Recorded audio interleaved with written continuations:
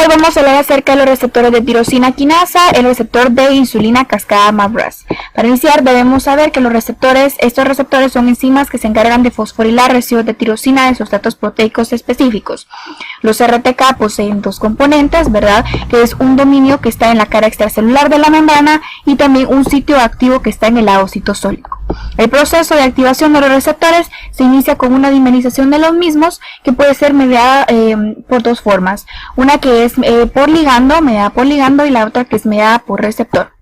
La que es mediada por ligando, podemos observar que una sola molécula de ligando, ¿verdad?, tiene la capacidad de unirse a dos receptores al mismo tiempo y de esta forma, ¿verdad?, activar a los dímeros y para una posterior fosforilación cruzada entre los mismos y ya una activación para que ya se inicie la cascada que se desea. De igual manera acá la diferencia es que acá únicamente se utiliza un ligando y por lo tanto se requieren de dos moléculas de ligando para que puedan unirse a cada receptor y posteriormente se lleva a cabo la dimerización para luego una fosforilación cruzada y que se active para llevar a cabo la cascada. Un ejemplo básico de los receptores de tirosina quinasa son los receptores de insulina, los cuales ejercen su acción llevando a cabo una serie de reacciones de fosforilación. El receptor de insulina, INSR, presenta dos subunidades alfa en la cara externa de la membrana, que son los sitios de unión a la insulina, y dos subunidades beta transmembrana, que presentan sus grupos carboxiloterminales orientados hacia el lado citosólico. Además, las subunidades beta contienen el sitio activo de la enzima, el cual se encarga de fosforilar proteínas diana en el citosol a partir de ATP. La insulina no es capaz de penetrar en la célula, sin embargo sí es capaz de unirse a su receptor y desencadenar una señal que viaja desde la membrana plasmática hacia enzimas sensibles en el citosol y finalmente llega al núcleo, donde afecta la expresión genética.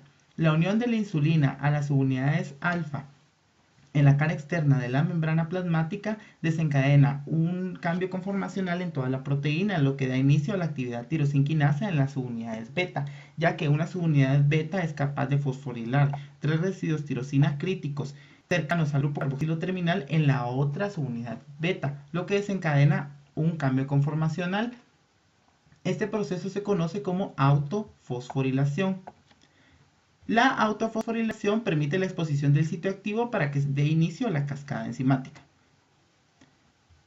Una mala codificación en el receptor de insulina puede provocar diabetes mellitus tipo 2, ya que la hormona no es capaz de unirse eficientemente a su receptor, o simplemente la unión entre ambos no es posible, por lo que no se exponen los canales de glucosa y este azúcar se acumula excesivamente en el plasma sanguíneo.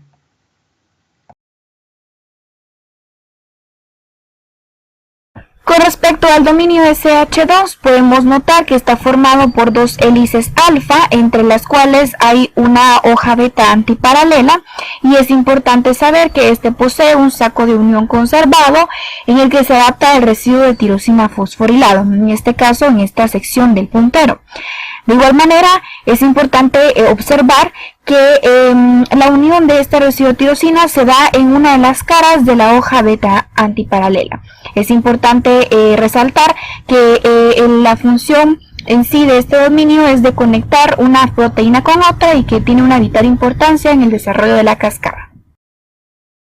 Antes de tratar a la cascada enzimática es necesario tratar a las proteínas adaptadoras, ya que se trata de un conjunto de compuestos proteicos sin actividad enzimática intrínseca y cuya función consiste en permitir la interacción entre dos proteínas para facilitar la transmisión de la señal. Por lo tanto, estas proteínas participan activamente en la cascada enzimática. Entre ellas se destaca la GRB2 y la SHC, que es la proteína adaptadora de señalización. La GRB2 facilita la unión entre el IRS1, que es el primer sustrato del receptor de insulina, y la proteína SOS, que en inglés significa Son of Sibilance. La GRB2 contiene un dominio SH2 que permite su unión con un residuo tirosinfosfato del IRS1. Además contiene dominios SH3 ricos en prolina que se unen a la SOS y la retan para la formación del complejo GRB2-SOS, que permite la activación de la proteína G pequeña RAS. Por otra parte, cuando la proteína SOS está formando el complejo GRB2, funciona como un factor de intercambiador de guanosinas, cambiando GDP por GTP en la proteína RAS, un proceso que se describirá más adelante. Además, la proteína SHC se une al complejo GRB2-SOS para facilitar la activación de la proteína RAS y así iniciar la cascada de las MAP quinasas que se describirá más adelante.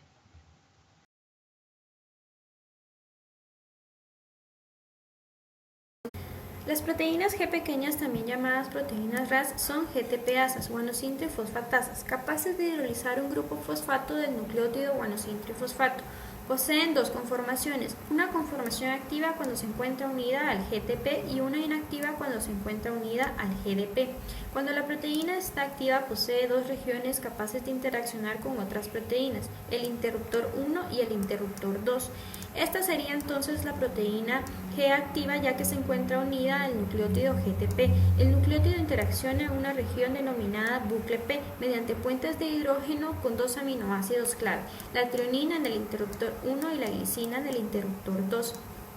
Si esta fuese la forma de la proteína, esta sería entonces la región bucle P, donde se encuentra el GTP interaccionando solamente con uno de sus grupos fosfato con los aminoácidos trionina y glicina mediante puentes de hidrógeno. Estas interacciones dejan disponibles el interruptor 1 y interruptor 2 para interaccionar con otras proteínas.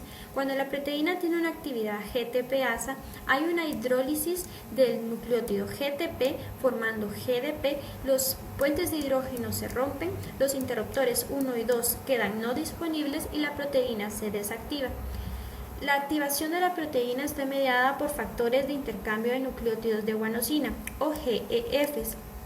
Estos lo que hacen, como su nombre lo indica, es cambiar un nucleótido GDP por uno GTP y activar la proteína.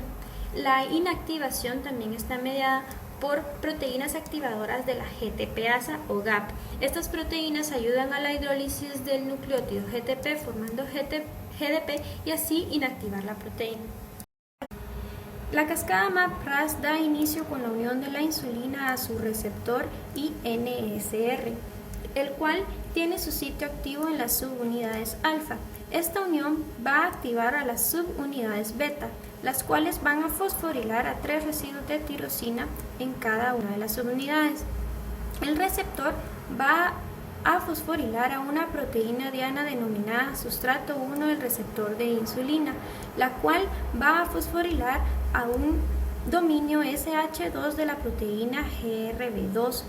La proteína GRB2 va a unir a la proteína IRS1 con la proteína SOS para formar un factor de intercambio de nucleótido de guanosina, el cual va a activar a la proteína RAS. La proteína RAS se va a unir y activar a la proteína quinasa RAF1, la cual va a fosforilar y activar a la proteína quinasa MEK, la que realizará la misma acción con la proteína quinasa ERK. La ERK activa va a ingresar al núcleo y fosforilará un factor de transcripción como lo es el ELK1, que interaccionará con el SRF y juntos van a estimular la transcripción y traducción de genes para la síntesis de nuevas proteínas.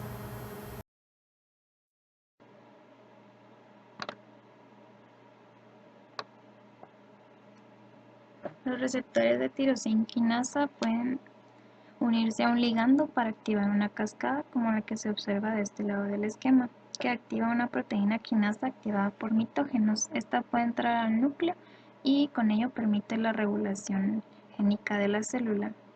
Hay diversas rutas de las MAPK debido a familias de estas proteínas. Primero tenemos a 3 principales, que son las ERK1 y 2, que permiten el crecimiento y diferenciación celular. Luego las JNK1, 2 y 3, que son sinasas amino terminal C-JOM, permiten el crecimiento, diferenciación, sobrevivencia y apoptosis en la célula. Y por último las P38, alfa, beta, gamma y delta, que permiten la producción de citocinas y la apoptosis de la célula. Además se encuentran otras 2 familias, la RK3, 4 y 5, que se desconoce mucho de sus mecanismos y por lo tanto también se desconoce su respuesta en la célula. Hay diversas hormonas y factores de crecimiento relacionados a las proteínas quinasas. En el factor de crecimiento epidérmico, factor de crecimiento derivado de plaquetas o la hormona insulina, que todas estas permiten la proliferación celular en las células. Aquí está un ejemplo de la MAPK que permite la activación de factores de transcripción que van a regular la expresión de la ciclina. En este caso la ciclina lleva a cabo todo su mecanismo y con ello puede pasar de la fase G1 de la célula a la fase S. También, por otro lado, estas vías se relacionan con oncogenes o con genes celulares normales que han mutado o que tienen una expresión génica excesiva, como por ejemplo genes mutantes de la tirosina quinasa del dominio extracelular, transmembranal o intracelular. Por ejemplo, aquí el receptor del factor de crecimiento epidérmico puede tener una versión truncada por el oncogen BERB, lo que causa que el tirosina quinasa siempre esté activo y con ello esté activo la cascada. Por lo tanto, crea una división celular estimulada por un oncogen que no posee ningún factor de crecimiento. Y por ello crea la proliferación descontrolada en la célula, lo que se conoce como un tumor maligno.